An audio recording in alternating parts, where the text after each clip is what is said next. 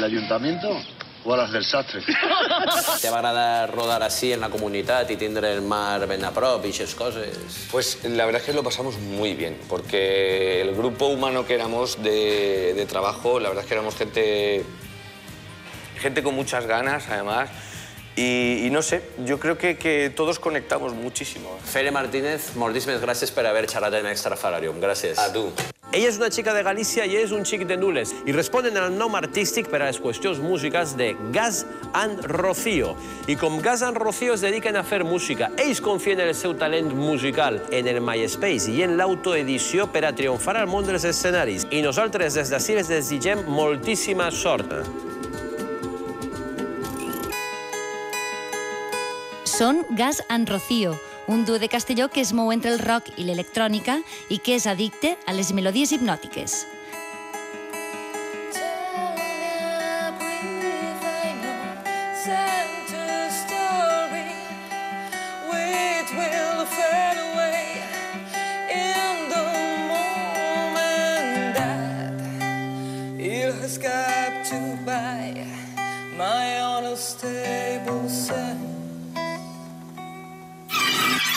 Però què hi ha darrere d'este duet atípic?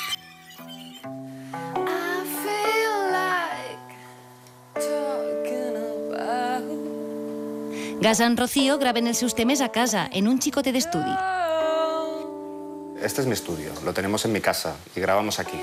Aquí lo hacemos todo. Grabamos las guitarras, grabamos las voces, después lo mezclamos y aquí mismo lo producimos.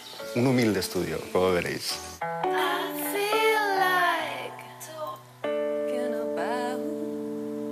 Yo le haría otra vez la toma. Es muy cómodo poder trabajar en casa y es muy cómodo que la persona que produce la parte técnica de tu voz sea una persona a la que le gusta cómo cantas, a la que le gusta lo que haces, que es lo que nos pasa a los dos, que me gusta mucho lo que hace él, a él le gusta lo que hago yo, y es una forma muy relajada de trabajar. Es quedar un domingo, que su hermano Rubén haga una paella buenísima y con el cafetito nos sentemos en el ordenador y hagamos las tomas que sean necesarias, echemos unas risas, paremos a fumar un cigarro. Yo creo que ha sido buena.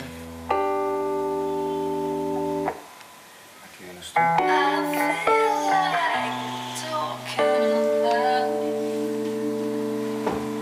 Una distorsión muy suave. Es buena.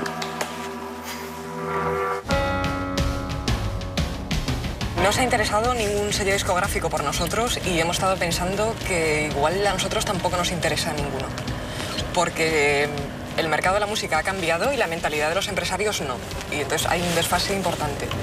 Y una buena opción, sobre todo teniendo a José productor en casa, es buscar la forma de gravarnos dignamente y luego sí trabajar con promotoras.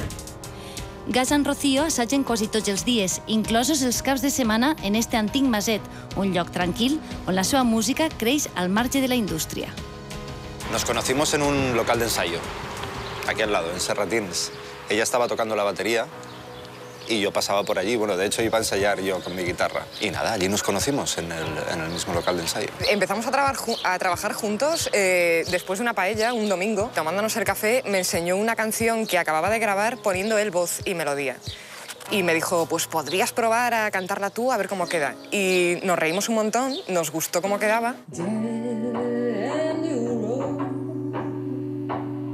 Nuestra forma de componer desde el principio es, bueno, comienza con mi guitarra. Yo grabo ideas con mi guitarra y después se las mando a ella. Yo nunca he sabido hacer canciones. Lo que sí que sé es hacer melodías de guitarra. Las canciones vienen después, cuando Rocío canta. La primera fase es intuitiva, o sea, yo recibo una guitarra suya, la escucho y le reservo 4 horas en mi casa, encerrada, oyendo la canción y viendo qué me sugiere, me grabo. Y a partir de esa primera impresión y esa primera melodía que sale visceral, pues ya vas estructurando y moldeando un poco hasta que termina siendo una melodía. Después vuelven a mí, le añado el bajo, la parte rítmica, bueno, y todo lo demás, la producción.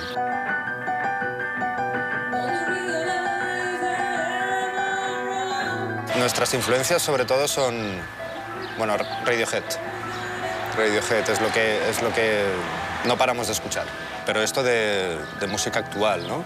Nos gusta mucho PJ Harvey también, Tom Waits, Jeff Buckley, Portishead. Mucha música electrónica, jazz, y a la hora de... Yo personalmente esa creo que es mía solo. A la hora de subirme a un escenario yo siempre pienso en Santiago Buserón. Sí. Que sale a escena, pisa, abre la boca y el resto del mundo se para. This mess that we create around, it makes me miss a silent law, a blind faith, a quiet trust, an honest feel beyond the fact. Perhaps that's not appropriate. Of course I'm not who draw the way, but words have been always confused. Words have been always confused.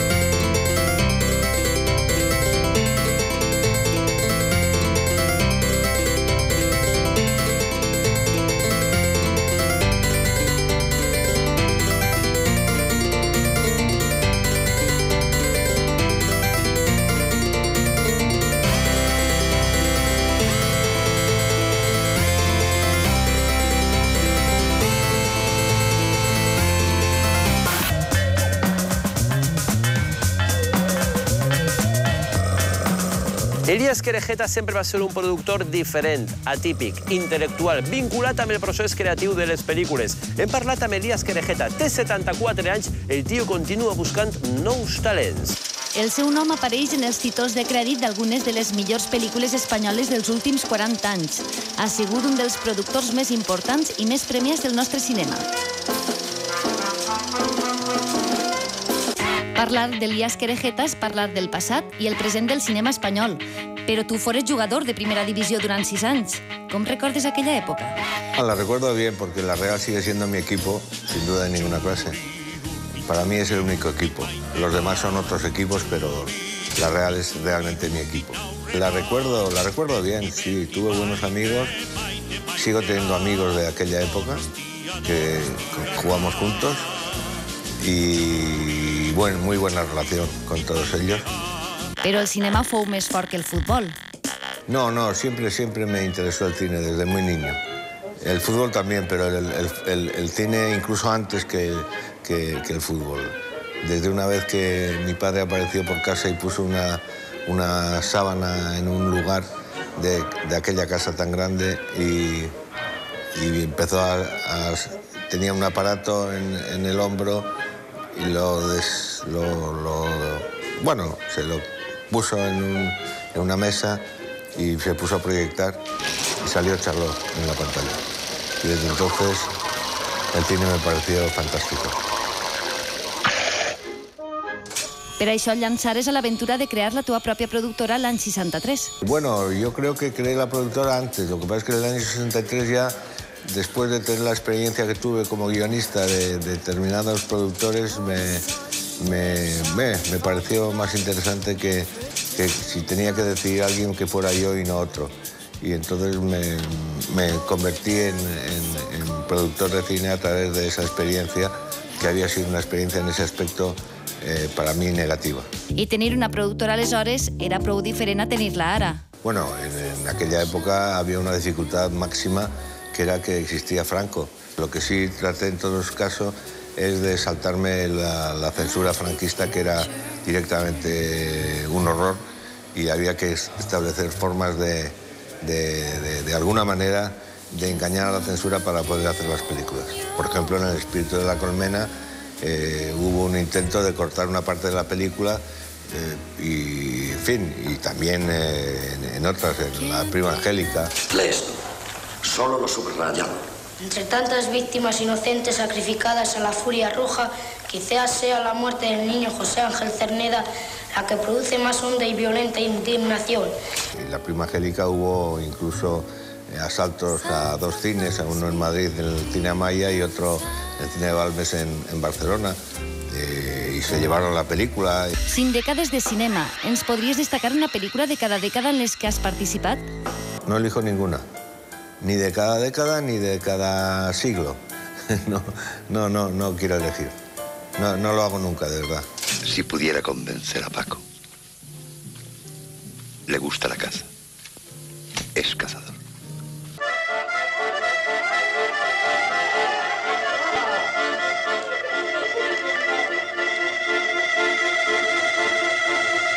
Yo no produzco las películas ni intervengo en las películas porque sean más o menos significativos, sino simplemente porque cada vez me interesa y en cada momento me implico totalmente en cada una de las películas.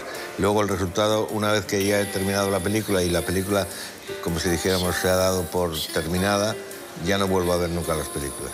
Saura, Erice, Armendáriz, Gutiérrez Aragón, Médem, León de Aranoa... Deu sentir-te orgullós d'haver treballat amb tants directors coneguts. Si me siento orgulloso de algo es del trabajo realizado y de haber podido colaborar con personas tan magníficas como las que he tenido oportunidad. El número de pel·lícules que has produït quasi triplica les que has escrit. T'agrada 3 vegades més produir que escriure? Me gustan ambas cosas, pero en cualquier caso siempre me implico en las películas de una manera lo más directa posible. Me gusta discutirlo todo. Discutirlo. No imponer nada. Y además nunca me habían hecho esta pregunta. Me pilla de sorpresa. Parlant de sorpreses, has guanyat premis a Cannes, Berlín, Sant Sebastià i un llarg etcètera. En recordes algun en especial? Me chocó el primer premio que me dieron, que fue en Venecia, el Bucintoro, porque eso sí me acuerdo perfectamente, porque cuando acababa el festival y había habido la rueda de prensa para que, bueno, donde se daba la noticia de los premios concedidos, bueno, pues yo fui al lugar para enterarme y me crucé con un periodista con el que habíamos salido algunas noches, una pequeña cuadrilla en Venecia, y le dije, a ver, ¿cuáles son los premios? Era un chico francés y me dice, mira, aquí están. Y entonces vi los premios y el premio que estaba abajo era Bucintoro para el productor Elías Kerjeta. Y me miró y me dijo, ¿quién es este Elías Kerjeta? Y le digo, Elías Kerjeta soy yo. Y me dice, te pego una, me dice él. Quina pel·lícula de tots els temps t'haguera agradat produir? Hay 2 películas que me encantan, que son El Mago de Oz y Capitanes Intrépidos. Pero eso son cuestiones personales y eso hace poco en una conferencia de prensa lo he dicho. Y he dicho que si querían que cantaba la canción de Capitanes Intrépidos. Pero no voy a cantar ahora en televisión y me echan. I per què no? Seria un bon comiat. Ay, mi pescadito, deja de llorar. Ay, mi pescadito, no llores ya más. Si jo te dic que Ratolines són el grup guanyador del projecte Demo 2009, tu me diràs en tota la raó del món, bé, i a mi què? Però si jo, en canvi, t'explique que el premi per haver guanyat això és compartir escenari al juliol al FIB amb gent com Oasis o Franz Ferdinand, tu me diràs, la cosa canvia. Ratolines.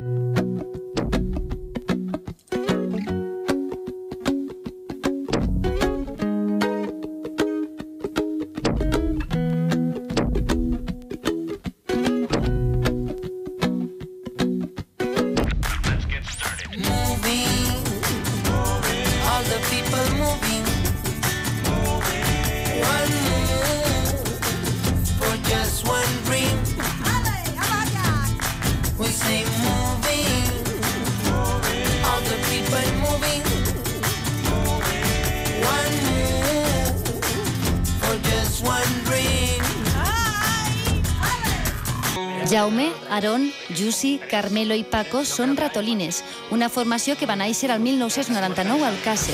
Han guanyat el projecte Demo 2009. Al juliol formaran part del cartell del Festival Internacional de Benicàssim. Ratolines viu les setmanes prèvies com un conte enrere.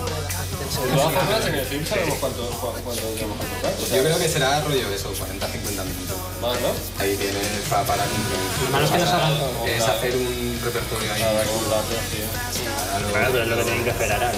Tío, yo tengo 4 o 5 temas nuevos, temas nuevos.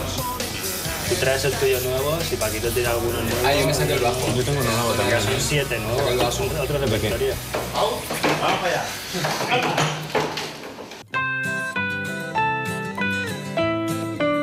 Per a tocar en el FIP hem fet un horari d'emergència, no? Que volem preparar-se tot el que tenim i volem que isca bé. Aleshores sí que hem añadit més dates d'assaig de les que normal fèiem, no?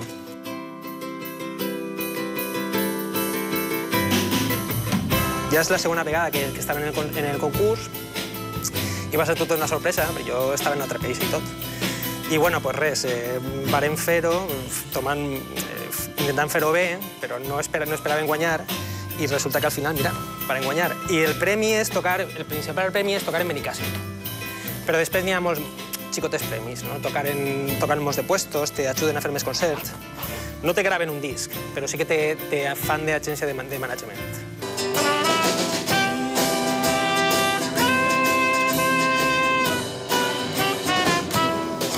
De música no vivim de música, però crec que mai ha sigut així. Compaginar música i treball sempre ha sigut una tarea prou garrifosa. De tota manera, l'oportunitat que se mos brinda ara, tocar en el FIP, tal, pues a mi pot ser un principi. És el que se pretenen.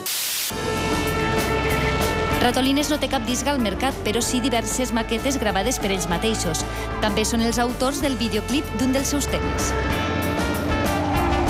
Això va ser una iniciativa pròpia i necessitàvem un videoclip i, clar, nosaltres tenim els mitjans i podíem fer-ho i senzillament ho farem, no? Perquè ens agrada molt tot el cine francès, italià, dels 50, 60 i a partir d'ahí les bandes sonores que hicen en aquestes pel·lícules pues, és agarrar un poquet aquest feeling, no? Aquest tempo, on te transporta un poquet aquest...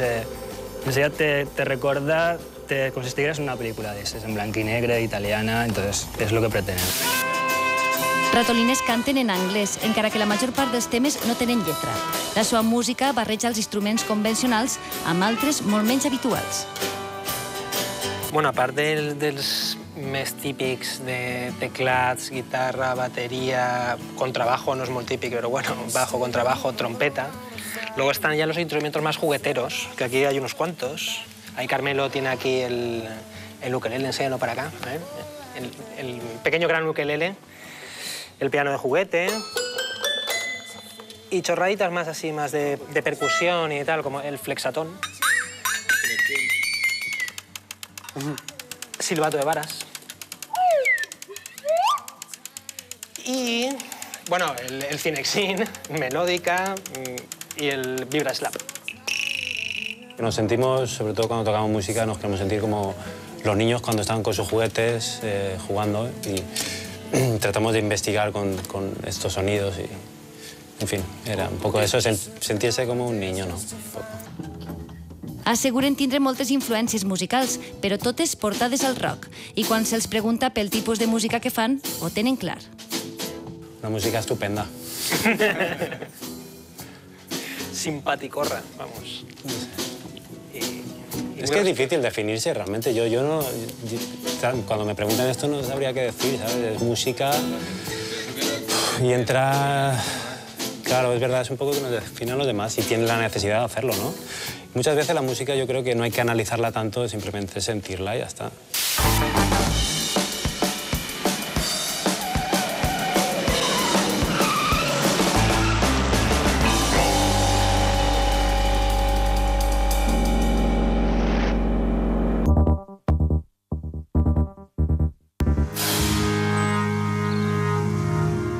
Dos homes en un llit, però ells tenen un poc d'això de caos, de no saps molt bé el que passa, però algo estrany. Peus, mans, línies, una taca rosa molt bonica. Jo veig certa homosexualitat. Veig mans, peus, caps, genitals femenians.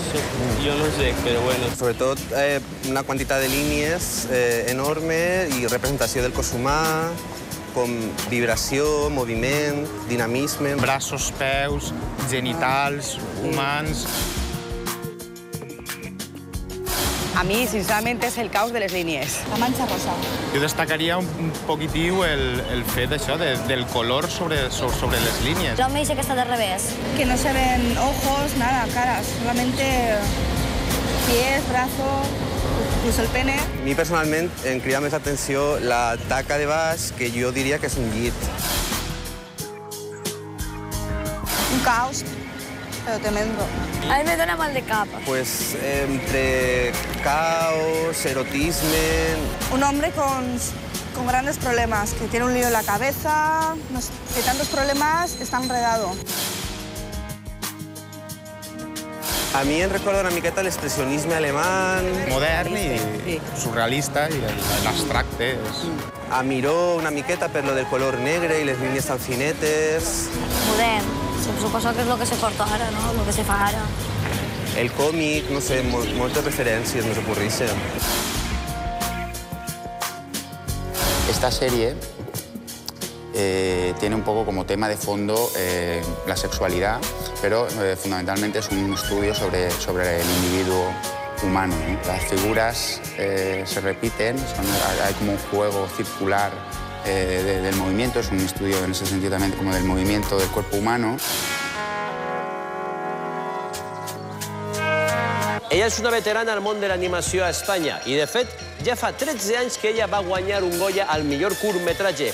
La seva temàtica sempre és arriscada. Ella s'anomena Begoña Vicario i compagina avui en dia els seus curtmetratges, els seus projectes, amb els seus treballs d'experimentació. Extrafalarium l'ha entrevistat i precisament hem parlat amb ella per a conèixer els seus pròxims projectes. Cinema experimental protagonitzat per personatges animats, un repte que sempre l'ha deixat al marge de la indústria per convicció pròpia. Únicament un Goya la va apropar al gran públic. Històries amb reflexions profundes que duen la signatura de l'animadora basca Begoña Vicario. Es diu que el món de l'animació és especialment complicat per a les dones. Tu com ho portes? En el mundo del arte no se nos considera artistas y en el mundo del cine no se nos considera realizadores de cine. Como mujer está la dificultad añadida de que soy mujer. Entonces, si como mujer no renuncias a la maternidad, no renuncias a la vida doméstica, a hacer la comida tú, a leerles el cuento a la noche tú y ese tipo de cosas, estás súper limitada. Té algun toc diferent l'animació basca? Sí y no. Así de complicado y así de sencillo, ¿no? Se puede decir que somos como más polacos. Los temas tienen más, en general, mayor contenido social, nos tira más la experimentación.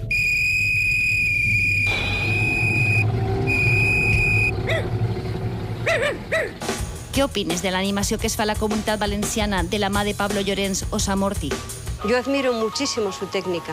Me parece que son los maestros de la plastilina, ¿no? Y espero que puedan seguir trabajando, porque lo que es complicado en este país es producir animación con una técnica como la plastilina, con un objetivo como tienen ellos, de ser comerciales y de vivir de ello, ¿no? Buenos días, soy el mayordomo y vengo a hacer la prueba del...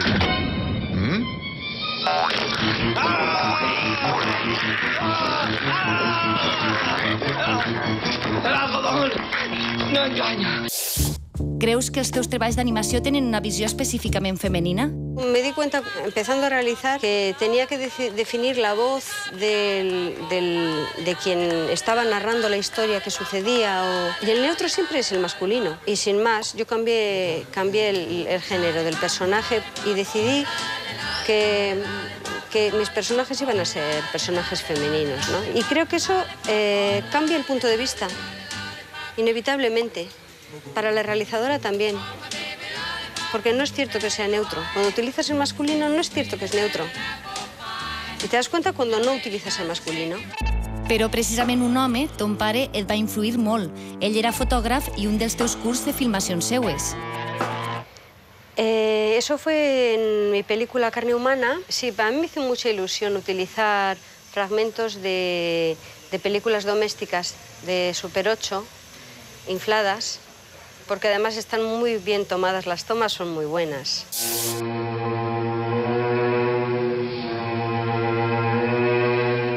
Y luego esa película también partió, fue a la muerte de mi padre cuando él murió sin que nos pudiéramos despedir de él, y fue cuando me di cuenta del dolor que puede sentir, que siente la gente cuando una persona a la que quieren desaparece.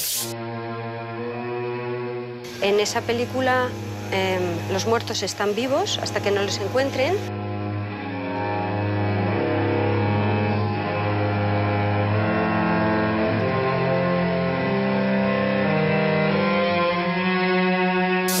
Però abans, el teu curt Pregunta por mi va guanyar un Goya el 1996. Com es recorda això 3 anys després? Fue una anécdota divertida. La verdad es que nunca me esperaba que pudiera conseguir un premio menos de ese nivel. Fue una bomba, fue súper divertido, fue muy interesante luego la reacción del entorno. Llegeixes literatura més social? Leo todo lo que me cae en las manos. Leo muchísimo. Leo desde bestsellers hasta cosas raras. Hay uno que me ha gustado mucho, de un ruso, que se llama Vida y Destino. Habla de la Segunda Guerra Mundial y es brutal, es brutal. Es un libro que estuvo prohibido durante muchos años en Rusia y realmente es muy recomendable, muy interesante. A l'hora d'animar, escoltes alguna música en especial que t'ajudi en el procés creatiu? Paul Simon y Lady Smith, por ejemplo, para mí es un pedazo de disco, o The Wall, o cualquier cosa de Police. Más que nada porque me evocan momentos de mi vida, ¿no? Porque yo he estado en una parte del mundo o en otra oyendo ese disco, ¿no? Animació tradicional o noves tecnologies? De què eres més partidària? Me parece muy interesante trabajar con el escáner, por ejemplo, y a través del escáner meter texturas reales, palpables, texturas que todavía no se pueden crear. Entonces creo que las herramientas digitales son un medio muy interesante para recuperar toda la tradición de animación tradicional y fagocitarla y volverla a facilitar.